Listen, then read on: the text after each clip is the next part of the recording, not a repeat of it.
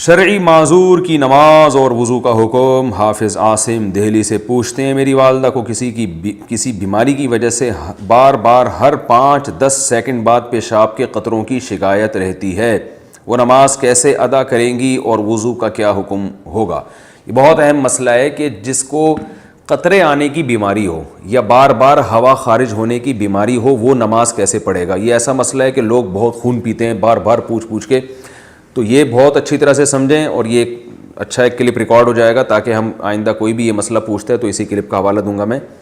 مسئلہ خوب اچھی طرح سمجھیں۔ اس بارے میں ہمارے پاس حمنہ بنت جہش رضی اللہ تعالیٰ عنہ اور زینب بنت جہش رضی اللہ تعالیٰ عنہ کی احادیث موجود ہیں کہ ان کو لیکوریا کی بیماری تھی، بار بار ان کو بلیڈنگ ہوتی تھی۔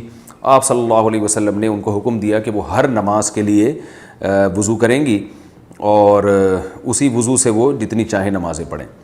تو اس سے علماء نے استدلال کیا ہے کہ کسی کا وضو ٹھہرتا ہی اگر نہیں ہے کہ وہ یعنی جب بھی نماز پڑھتا ہے تو نماز کے دوران وضو ٹوٹ جاتا ہے یا نماز سے پہلے ہی ٹوٹ جاتا ہے، تو وہ یعنی ہوا خارج ہوتی ہو یا پیشاب کا قطرہ نکلتا ہو تو بار بار وضو ٹوٹ رہا ہے، تو ایسا شخص پھر معذوروں کی فہرست میں داخل ہے۔ معذور کا حکم یہ ہے کہ وہ ایک وضو سے اس وقت کے اندر جتنی چاہے نمازیں پڑھ لے، فرض نماز بھی، سنت بھی، نوافل بھی۔ جب وقت ختم ہوگا تو اس کا وضو ٹوٹ جائے گا، دوبارہ پھر جب نماز کا وقت داخل ہوگا تو وہ نئے سرے سے نیا وضو کریں۔ تو جو بیماری ان کو لاحق ہوئی ہے اس بیماری کی وجہ سے وضو نہیں ٹوٹے گا۔ جیسے کسی کو پیشاب کے قطروں کا مرض ہے تو ایسا معذور کا پھر پیشاب کا قطرہ نکل گیا تو وضو نہیں ٹوٹے گا، ہاں ہوا خارج ہوئی تو وضو ٹوٹ جائے گا۔ اور اگر کوئی ہوا کا مریض ہے، اور میری چونکہ تھوڑی سی مزاح کی بھی عادت ہے، ہمارے مدرسے میں کچھ طلبہ ایسے تھے جن کو کوئی بیماری تھی، وہ ان کی ہوا بہت خارج ہوتی تھی تو ان کو وہ الگ سے وہ نماز پڑھتے تھے، تو ہم نے مذاق میں ان کا نام رکھا ہوا تھا کہ یہ پاک فضائیہ انہوں نے جوائن کر لی ہے، ٹھیک ہے نا۔ تو جو بھی اس قسم کے معذور تھے نا، ہم ان کو یہی ایک وہ تانا دیا کرتے، تانا تو نہیں، ایک مزاح کرتے تھے کہ آپ جماعت سے نماز نہیں پڑھ رہے، آپ الگ نماز پڑھ رہے ہو تو خیریت؟ تو کہتا تھا یار میں بھی پاک فضائیہ میں آ گیا ہوں۔ تو یہ مزاح ہوتا تھا ان کے ساتھ، اس کو مزاح ہی سمجھیں، کچھ اور نہ سمجھیں۔ تو ہوا بار بار خارج ہوتی ہے، ایک تو پاک فضائیہ وہ ہے جو واقعی پاک فضائیہ ہے، جو ایئر فورس ہے ہماری، وہ تو ہمارے لیے قابل فخر ہے۔ یہ فضائیہ سے مراد وہ والی فضا نہیں ہے، یہ کوئی اور والی فضا مراد ہے اس سے۔ تو بار بار کسی کی ہوا اگر خارج ہو رہی ہے، بار بار پیشاب کا قطرہ خارج ہو رہا ہے اور نماز کے دوران بھی قطرہ خارج ہو جاتا ہے، تو پھر اس کے لیے حکم یہی ہے کہ وہ اسی وضو سے جتنی چاہے نمازیں پڑھے۔ جب نماز کا وقت ختم ہوگا، نیا وقت داخل ہوگا تو نئے وضو سے پھر وہ نئی نمازیں، وہ جتنی نمازیں چاہے پڑھیں گا۔ یعنی ایک وضو سے وہ اگلے وقت کی نمازیں نہیں پڑھ سکتا بس، لیکن کسی اور وجہ سے وضو ٹوٹا تو ٹوٹ جائے گا۔ اب یہ کہ معذوروں کی فہرست میں داخل کب ہوگا یہ سمجھیں۔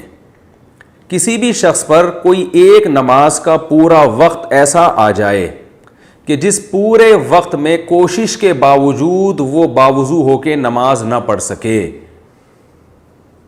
تو جب یہ اس کنڈیشن میں وہ آئے گا تو وہ معذوروں کی فہرست میں داخل ہو جائے گا۔ مثال کے طور پر مغرب اور عشاء کا وقت بہت تھوڑا ہوتا ہے، اس مغرب اور عشاء کے تو درمیان کا وقت ہے، فرض کریں وہ 1.5 گھنٹے کا وقت تھا مغرب اور عشاء کے درمیان۔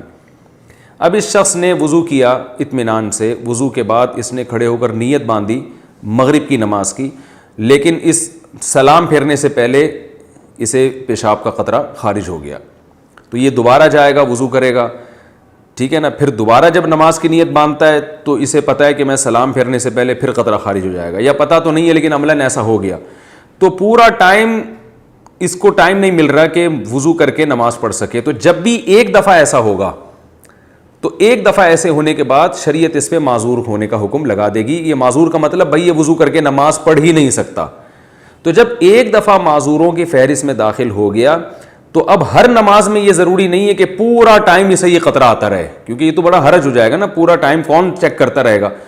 تو ایک دفعہ جب معذوروں کی فہرست میں داخل ہو گیا تو اب وہ ہمیشہ کے لیے معذوروں ہی کی فہرست میں رہے گا۔ اب اس معذوروں کی فہرست سے نکلے گا اس وقت جب پورا ٹائم نماز کا گزر جائے اور ایک دفعہ بھی قطرہ خارج نہ ہو۔ یعنی آپ یوں سمجھ لیں کہ مغرب سے عشاء کے دوران اس نے تجربہ کر کے دیکھا کہ بھئی میں پورا ٹائم گزرتا ہے نماز نہیں پڑھ پاتا میں، اور وہ قطرہ خارج ہو جاتا ہے، تو یہ نوٹ کر لے کہ بھئی میں معذوروں کی فہرست میں داخل ہو گیا۔ اب عشاء کی نماز کا جب وقت داخل ہوگا تو یہ ایک دفعہ وضو کرے.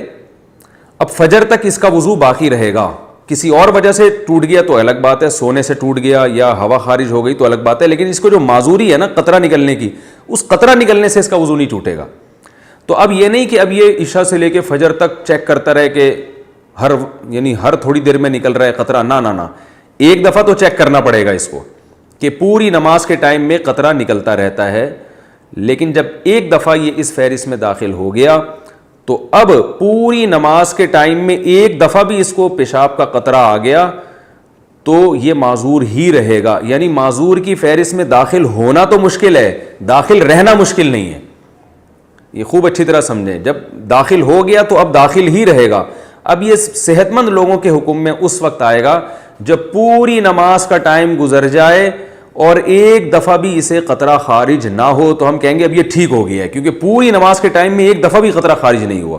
تو جب ٹھیک ہو جائے گا پھر یہ عام لوگوں کے حکم میں آ جائے گا کہ جیسے عام لوگ پراپر طریقے سے وضو کرتے ہیں اور قطرہ خارج ہونے سے ان کا وضو ٹوٹتا ہے تو اس کا بھی وضو ٹوٹ جائے گا. امید ہے انشاءاللہ سمجھ میں آ گیا ہوگا یہ مسئلہ.